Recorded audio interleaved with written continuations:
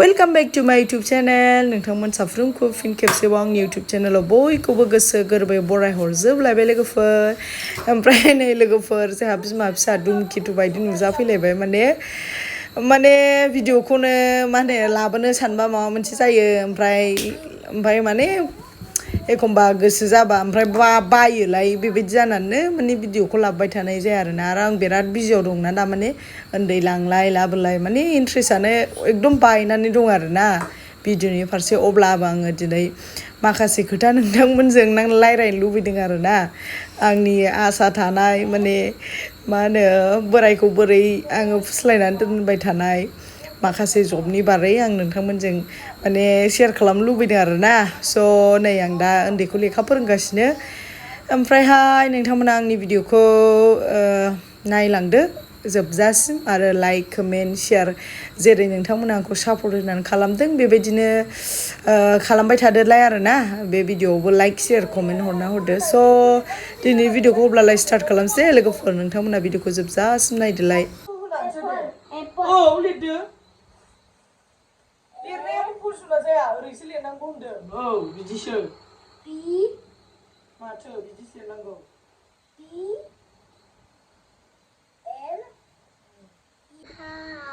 हाय लोगोफोर ना जोंहा भिडिअ दिनैसो फैलायबाय लेखा फरायदों आबाया एग्जाम जानोसै लोगोफोर बिसिना दे लिरदो दे फ्रुइट्सनि नेम एबार हाफ यारलि जानोसै ना ओमफ्राय जा गोरा हरदों माने मेदामानो गावनो एसे सिन्थासो जालायलायदों आरो माने 100 मार्क्सनि नालाय ओमफ्राय इउनिट टेस्टनि उनावनो सेकेन्ड इउनिट टेस्टबो गैला डाइरेक्ट फार्स्ट इउनिट टेस्टनि उनावनो औ हाफ यारलि जाबाय नालाय ओमफ्राय दा बिराद माने गोसोआव लानो बिराद माबा जादों आरो दे लिरद' बाबा बोरो पेन्सिला बोरो आयै बे नङामोनथ' पेन्सिलानो बेसे खोमानानै लाबोयो स्कुलाव नै बाव दासो दोनदों नोङो बे बिसिनाव बेलाय नै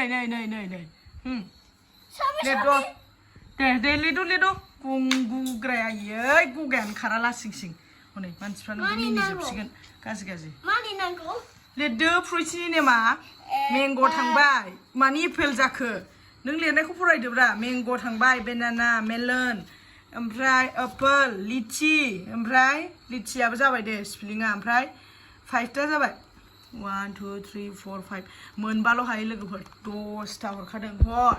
आं मास्टारना आं राइट होनसैलाय हरदो आङो कारेक्ट होनसैलाय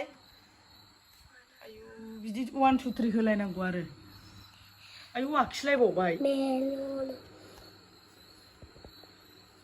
आयु आखिलायबावो औ एग्जामाव पिकचार होखागोन ना आखिनानै बा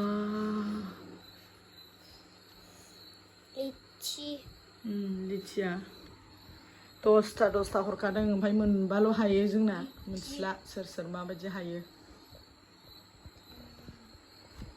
दे ओमफ्राय राइम्सआ खेनसे फरायनानै खोन्थाहरलाय 2b6 र' दे लेखा गोरों दे आबा रोंजोबखायोना बाबा मामिया साखि गैया आबायासो साखि लागोन जोंना ना आबायासो साख्रि लागोन दे 2b6 फरायना हरलाय दे ओरै मबाइलाव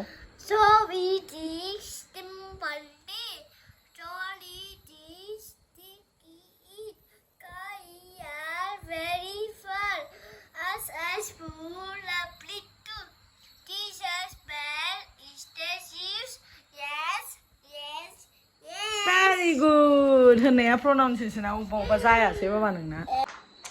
लोगोफोर बिराद थान जादों आरोना माने खर'आव मेलेमाव हाबहोनो मानो होनबा जाय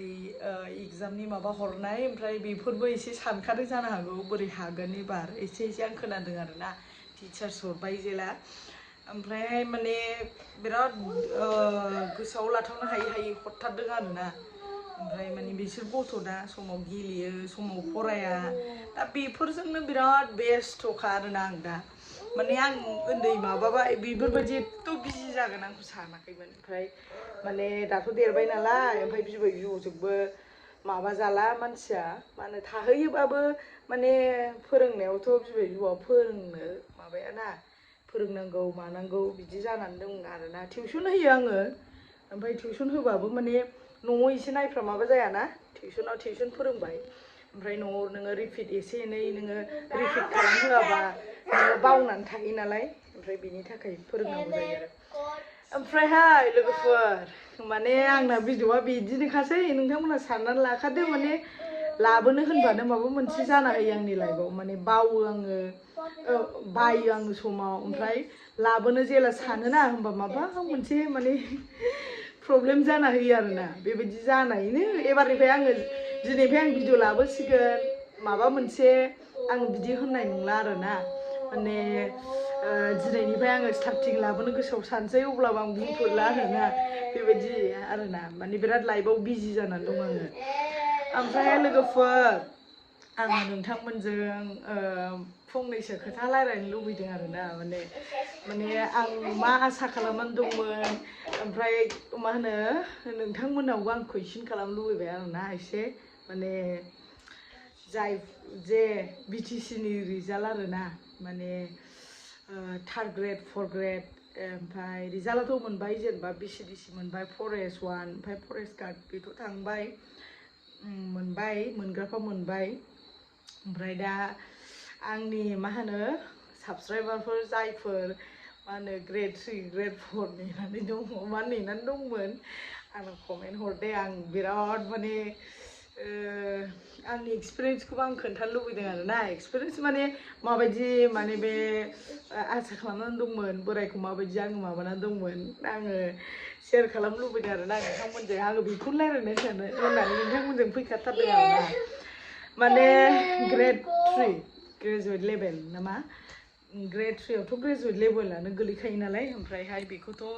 माने रिजाल्टखौ होबायमोन माने ओमफ्राय दा बायबा बेसेबांबा बुरजा सेलेक्ट खालामदोंना ओमफ्राय बायबा ना मा बे दंबावोमोन ना ओमफ्रायथ' दाथ' इलेक्सननि बिराद दावराव आंथ' बेफोरनि सोमोन्दै जेबो मिथिया सोर दं सोर गैया आं जेबो मिथिबावासो जेला बोराय आंनो खोन्थायो आं जेबो मिथिबावासो माने पलिटिकेलनि सोमोन्दैनो पलिटिकेल मेजर लाबाबो माने आं बेफोरबायदिखौ जेबो माबाया आरोना आंबो सासेमोन आरोना ग्रेड 4 आव आंबो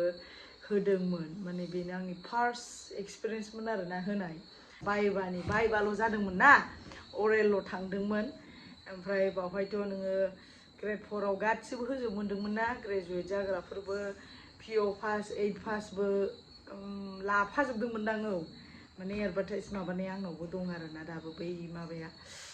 ओमफ्रायहाय लोगोफोर माने मा होनो बे ग्रेड 4 आव आंबो होदोंमोन आरोना ओमफ्राय ओरैबायदि नेनानै थादोंमोन खुन लांखा 2024 नि नभेम्बर मान्थआवनो जानाय बे आं डेटखौ मिथिला नभेम्बर मान्थआवनो जानाय बे ओमफ्राय एडमिटआथ' आंनाव दाबो दङ मोननैबो माने मोननै पस्टआव आं माबादोंमोन नालाय ओमफ्राय माने रिजाल्ट नेनो आङो देग्लाय बुरिसिन लांखाबाय आरोना रिजाल्ट नेनो ओरैबायदि नेबाय आं आयौ आं बायदि सोरबाबो नेदों नामा कमेन्ट हरलाय ओमफ्रायहाय लोगोफोर माने एग्जामा सलिडखौनो होनजाबाय आरोना बेबायदि थांखादोंमोन आंना माने जे कुइसन सोङो बिनि एन्सारखौ आङो कारेक्ट होबोजोबनो हादोंमोन आरोना ओमफ्रायहाय आंनाव बिदिनो एसे बुरजायानो सोंदोंमोन ओमफ्राय हाबोजोबखादोंमोन ओमफ्राय ओंखायनो एसे माने 100आव मा होनांगौ जाखो 80%खौ आङो 100आव 100खौ आं लाजोबबावला 100आव 80%खौ आङो माने आसा खालामनानै थाबाय थादोंमोन नेबाय थादोंमोन नै दा माने इलेक्सनसो फैलायलायबाय आरोना ने आं खोनानाय मथे ग्रेड 4खौ जेनेबा माखासे इउटुबार्सफोर दंना बिदिनिफ्राय मोनथिदोंमोन जे ग्रेड 4खौ होग्रोगोन होननानै ओमफ्राय बेनो बावदा आरोना बावदा दासिम गैया फैखानाय नंगौना नंला आं मोनथिला आरोना फैबाथ' मोजां खुब मोजां फैबाथ' ओमफ्राय आङो पलिटिकेलनिबो जेबो सोमोन्दै मिथिखाया आं बिदियाव खारखायाबो ओमफ्रायहाय माने दा माने आसा खालामैनो माने जोबलायसो लांसै आरोना बेबायदिखौनो आं हमनानै लाबाय मानो होनबा होनो हानायमोनबा आगोलनो जेनेबा होनो हाबायमोन एकदम मान्थआ खारदों आयु नभेम्बर डिसेम्बर जानुवारि फेब्रुवारि मार्च एप्रिल मे जुन जुलाइ आगस्ट फैलायलायबाय आरोना दा सेप्तेम्बर मान्थ 2 तारिख थांलायलायबाय दा आरोना लोगोफोर माने आंना बोराया ओरैबायदि ना माने सोरांबानो बे जेला 25 र' 25निफ्राय माने रिजाल्ट होगोन होननानै बे इउटुबार्सफ्रा गोसोखौ गलि होबाय थादोंमोन ना ओमफ्राय बिनिफ्रायनो हरनि 1टा 12टा बाजिबाबो माने 12टानिफ्रायनो होयो नालाय ओमफ्राय नायबाय थायोमोन आरोना होबाय नामा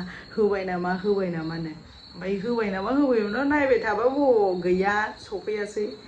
ओमफ्रायहाय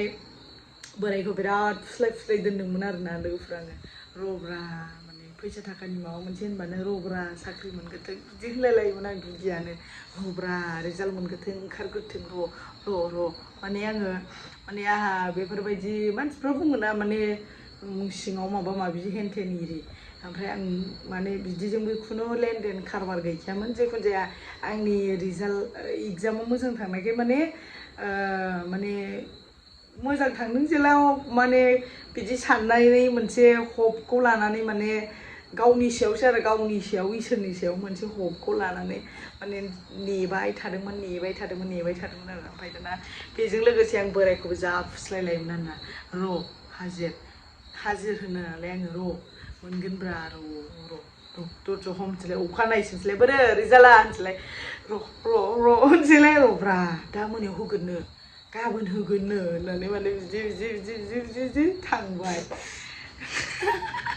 मिनिलायदों आरो नला बिदिनो थांजोब्बाय आरोना ओमफ्राय दा नै आङो माने र' ओमफ्राय माने आङो बेफोरखौ दा एकदम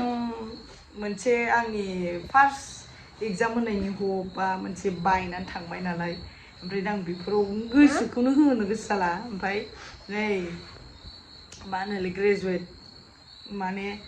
पास जानानै थाथ'बाय थानोसै आरोना माथो उफाय माने ओरैबायदि मा होनो डिफिकाल्ट सिचुवेसनाव दं आरोना माने दा ग्रेजुवेट जानानै थाबाय ओमफ्राय MA लानो थाखायबो बा BEd फरायनो थाखायबो गैजाला आरोना मानो होनबा आं फरायहैबा हौवानि खामायनाय गासिबो ग्लब थांजोबगोन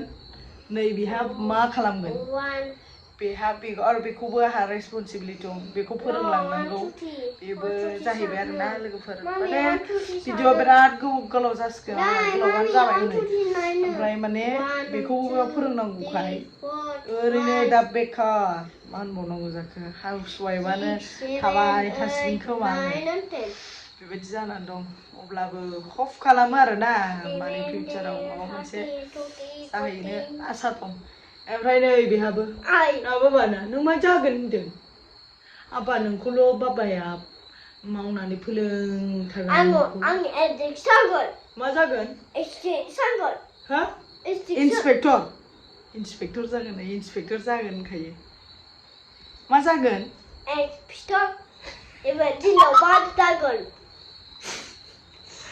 बोरै होनदों इन्सपेक्टर इन्सपेक्टर नांगौ इन्सपेक्टर जागोन आंना फिसाया बिनि सायावल' आसासैलै जोंहा जेबो गैला हाबानि सायावल' आसासै हाबाया देनां देरनानै बाबा खस्थ' मावग्राखौ देनां फिसिदोल' दे बाबा दे बाबा सना दे बाबाखौ अननांगौ बाबाखौ फिसिनांगौ थाद गाज्रि बाबाखौ फिसिनांगौ बाबाखौ अननांगौ दिसिना दे बयबो आंनो ब्लेसर होन मामि बाबाखौ देनां नायनो हानाय बायदि ब्लेसर होन आंनिया फुङाव स्कुल दं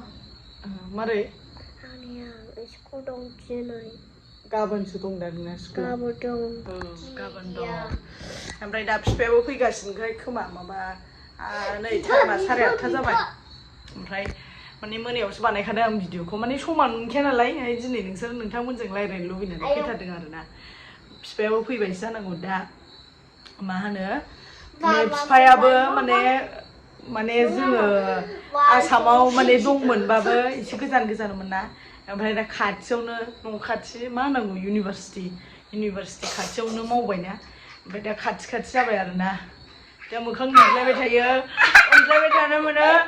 बाबाजों बिफा फैबाय नालाय दै बाबाखौ देखायनोसै एसे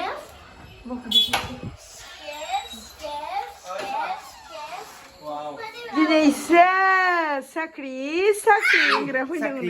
साख्रि जेबो गैया सना मेथाइ गैया फैबाय नै मेथाइ गैया लोगोफोर सना फैबाथाय मेथाइ नागिरो बियो साख्रि साख्रि फैग्रोमोना गारि सफैबाय नै फिसालायाथ' आरो मेथाइसो बिबावो फैग्रोमोना मेथाइ लाबोग्रायसो जालायबाय बेहा स' लोगोफोर दिनैनि भिडिअखौ एसेयावनो फोजोबथोंसैलाय ओमफ्राय लाइक शेयार कमेन्ट हरनानै दोनबानो जाबाय नेक्स्ट भिडिअ लोगो मोनसिगोन बाय बाय